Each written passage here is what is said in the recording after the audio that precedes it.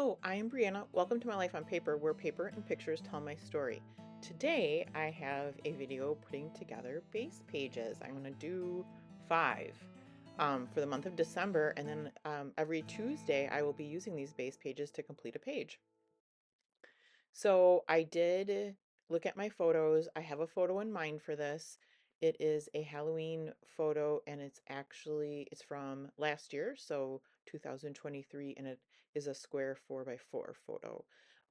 These papers, except not the musical ones, but the zigzags and the owls, I had used on a previous base page last month, and I still have some left.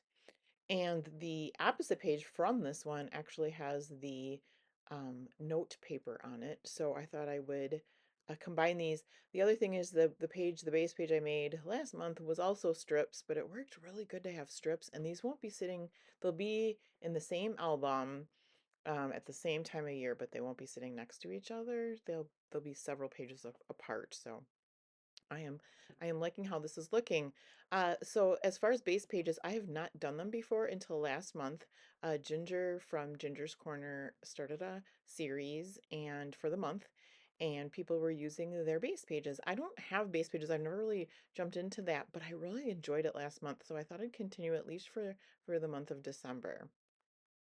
It's a good way to use up your scraps and then make a quick and easy page. So, like I said last month, you can make this when you're not necessarily wanting to or having time to scrapbook a whole page, and then later on come in with pictures and embellishments. So you can see there I have trimmed all my pieces down. Most of them are 2.5. I don't know how long they are, honestly, and except for the one on the top is a little bit smaller, just a scrap I had. And then I bring out my 49 and mark it. I don't know what the exact name for the color, but they're orange, and they're on the opposite page. So I thought I'd bring them on over to the companion page. And this is all I am going to do for this base page. I will get them all glued down now, but I've got uh, my film strips. I've got my photo mat. I do like to use a photo mat, and that's not something you have to do. And in fact, you wouldn't have to put the film strips down either. That could be something that you add later. However, um, looking at the companion page, I knew this is something I wanted, and I want to put the mat down. I know what picture I'm using at this point. That's not usually the case with base pages, but um, yeah, I just thought I'd put down the mat for the photo since I do know what photo I'm using. And I will just get out my Halloween embellishments, which I am running low on, which is a good thing. I don't do a lot of Halloween. In fact, well, we did have a little Halloween get together this year, so I will have a couple pages to do. So maybe there's a new Halloween collection in the future for me. We'll see. Otherwise, I do like to make things on my Cricut as well and incorporate those on my layout. Making these base pages took me about 50 minutes, so 10 minutes a base page, and then obviously I was able to edit some of that time out. Some of it is getting up off my chair and going to find different things, but um, I'm going to keep doing this. The process has been very enjoyable using, kind of getting into my stash, using what I have and getting my photos onto the layout. Now I am using liquid glue onto this Fortnite Market. Um, I don't know, is it called film strips? I think they are called film strips. They make me think of negatives, which would work too. Here I am finishing up this layout, and I will, well, once I put the photo mat down, and I will put that aside and grab out some other things. And I just did this last night, but I gotta remember, I want to say that all the rest of the layouts might come from one. Oh, no, no, I'm getting ahead of myself. So I do make a couple layouts with Vicky Wooten paper. I also have a picture in mind for this, and it does have a companion page, and it did use Vicky Wooten paper. I have lots of scraps. I don't usually, ooh, look at that heart one. I was looking for that at some point. I don't know what happened to that. It's in there somewhere, I guess. So, I have a lot of scraps, just random scraps, different collections. So right now I'm just kind of getting a feel for what I have left and what kind of pieces, parts I might use for a layout. I will grab like a full 12 by 12 sheet out of this pack, or out of the paper, out of the Vicky Bouton paper. And that's, so I'm just looking through which full piece of paper might I want to use, and what scraps do I have that might kind of go together. At the same time, I'm also keeping in mind the colors of the photo I have, which is, again, not something normally that is done with a base page. Um, from what I've seen, and you can do it any way you like, but from what I've seen, people really do kind of base pages without pictures in mind. That's part of the simplicity of it. But there are blues and greens in my photo, um, and that's what I'm gravitating for. And I think I actually go to my stash once I get some things together and pull out a piece of cardstock. Um, you'll see how I incorporate that in a moment. So here I am trying to kind of pare down, um, not get myself so overwhelmed with too many papers. And I'm going to work with these three pieces of paper. The striped one I will trim down to make it rectangular. But other than that, I don't really trim these pieces down at all. I will use the green as it is. That striped is now the way it's going to be, and the hearts are going to be that same size as well. So I cut myself a piece of paper out of a pattern paper that I don't care about using. That's the where the photo will get placed, and the hearts will be the mat. I'm going to mat it again with this blue striped. And I was thinking after this was complete, I could have used some more pattern paper to kind of with more tucking, but that might be something I add when I go to do the layout.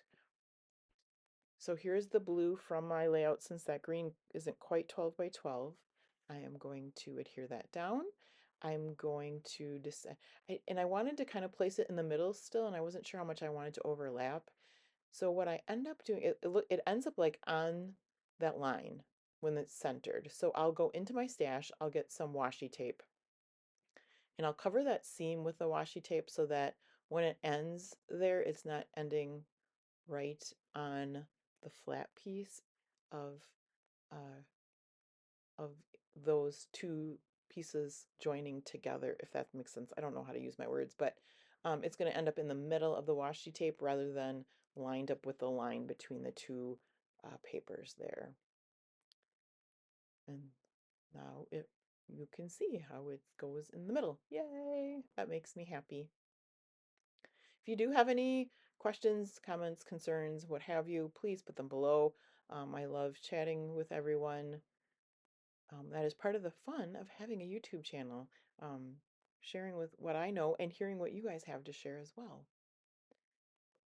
So that was it for that layout. And now I have another, I'm going to do another Vicky Bouton layout.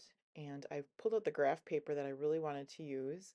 I have this one little sheet of blue left, and that's going to be in the companion page. So I'm going to bring that over. This is the one I was looking for, the heart paper that I didn't find in my stash. I thought I saw it somewhere, but anyway, if I find it later, I can always add it, whether it's, as a layering piece, or I could use it to, do some embellishments, maybe do some cluster bases of circles or something like that. So we'll see.